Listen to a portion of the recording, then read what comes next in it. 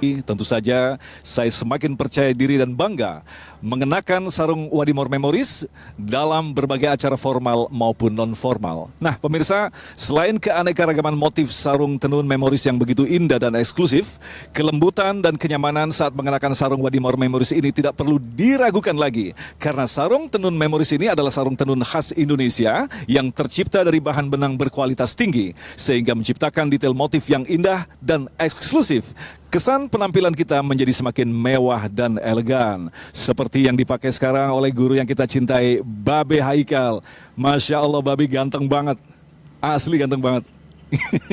Be, gimana pendapatnya tentang sarung Wadimor yang keren ini, Be? Kalau saya ngerasain halus, adem. Halus, adem, enak, nyaman, terus nggak norak. Motifnya macam-macam. Saya punya baju macam-macam, nggak usah repot karena dipasang-pasangin begitu ya? Dipasang-pasangin udah ngepas aja. Contohnya yang sekarang ini nih, dengan motif yang kotak-kotak nih, insya Allah. Motif yang paling disukai? Motif yang paling disukai, ini kan banyak. Ini motif dari Lombok nih. Atau motif yang kedaerahan dari Bali nih, dua kiri kanan nih. Nah kalau umpamanya semua juga dikasih juga boleh sih. Nanti itu. Baik, terima kasih Mbak Bena. Pemirsa, ternyata bagi Anda yang penasaran sama beragam corak sarung Wadimor Memories, Anda bisa melihatnya secara langsung atau mengunjungi di websitenya www.wadimor.co.id.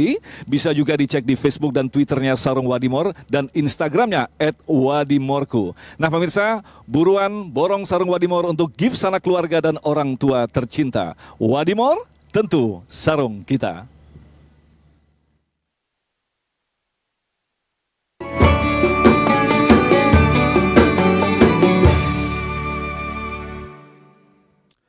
Baik, terima kasih pemirsa. Anda masih bersama kami Damen Saku yang mengangkat tema tentang tanda-tanda kiamat. Alhamdulillah kita kembali di segmentasi tanya jawab. Kita akan dengarkan pertanyaan yang akan disampaikan oleh Bapak Erik yang akan dijawab oleh Babe Haikal. Silakan Bapak Erik. Assalamualaikum warahmatullahi wabarakatuh. Alhamdulillah, terima kasih atas kesempatan yang sudah diberikan. Tadi Pak Ustadz Babe Haikal sudah menyampaikan mengenai akhlak. Nah Pak Ustadz mohon tanya dong, bagaimana cara kita berakhlak kepada anak kita sebagai orang tua kepada anak kita, begitu juga kita sebagai anak kepada orang tua kita di era yang saat ini zaman-zamannya sudah mendekati kiamat. Itu yang pertama Pak Ustadz. Baik.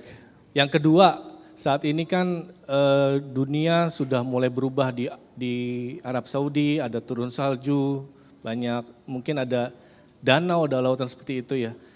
Ada sebuah hadis tadi, itu merupakan tanda-tanda turunnya Imam Mahdi. Nah itu bagaimana Pak Ustadz, ceritakan singkat mengenai Imam Mahdi itu seperti apa dan kapan turunnya. Terima kasih Pak Ustadz. Baik, silakan Babe. Bismillahirrahmanirrahim, Mas Erik yang saya hormati, terima kasih pertanyaannya. Pertanyaan pertama itu betul-betul menggugah kita semua dan pemirsa Damai Indonesiaku. Selama ini kita hanya bercerita akhlak atau adab seorang anak kepada orang tua. Tapi pertanyaan Mas Erik tadi, orang tua terhadap anak. Betul, ada 15 hak anak yang harus dipenuhi oleh orang tua. Artinya kalau tidak memenuhi ini, maka ini orang tua yang tidak beradab, orang tua yang tidak berakhlak. 15 hak. Pertama, orang tua wajib memberi nafkah yang halal. Itu walaupun anak masih dalam kandungan.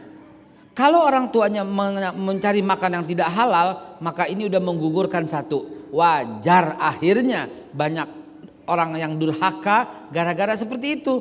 Wajar, susah diajak sholat, susah diajak ke masjid, susah diajak pengajian, gara-gara nomor satu sudah terabaikan.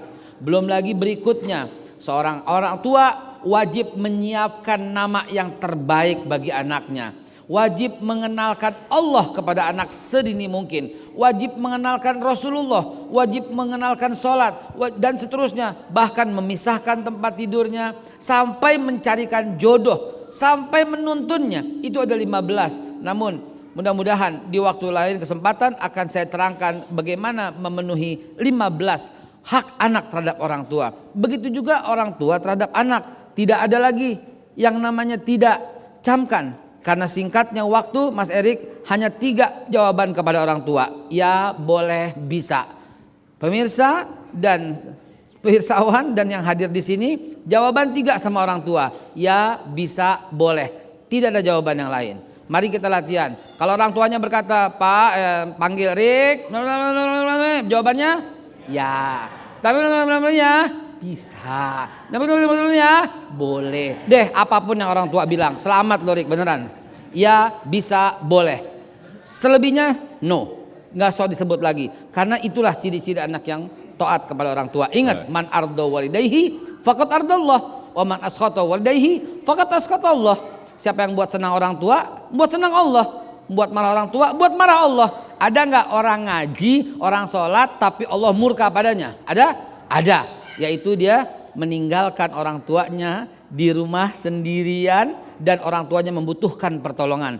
Rasulullah ketika perang Uhud, perang Badar, itu diperangi di Badar, diperangi di Uhud, beliau selalu periksa pasukan. Siapa yang masih punya orang tua, pulang, karena jihadmu merawat orang tuamu. Itu loh. Dan yang kedua tadi soal Imam Mahdi dengan tanda-tanda Imam Arab Mahdi. menghijau. Gini. Secara singkat aja, kita masih Secara ada singkat, satu. Iya. Imam Mahdi pasti suka nggak suka, terima nggak terima akan datang. Masalahnya kita beriman nggak? Kalau antum orang yang taat kepada para habaib, kepada kiai, kepada ulama, insya Allah akan terbimbing kepadanya. Tapi kalau seandainya tidak, maka Anda akan makin menjauh. Tapi jangan lupa, terjadinya Imam Mahdi di Mekah kemudian dibawa ke Masjidil Aqsa. Di sanalah Imam Mahdi dan Nabiullah Isa akan membunuh Dajjal. Jadi jangan lupakan Aqsa. Orang-orang yang di hatinya ada Aqsa adalah ciri-ciri orang yang akan taat kepada Imam Mahdi. Masya Allah.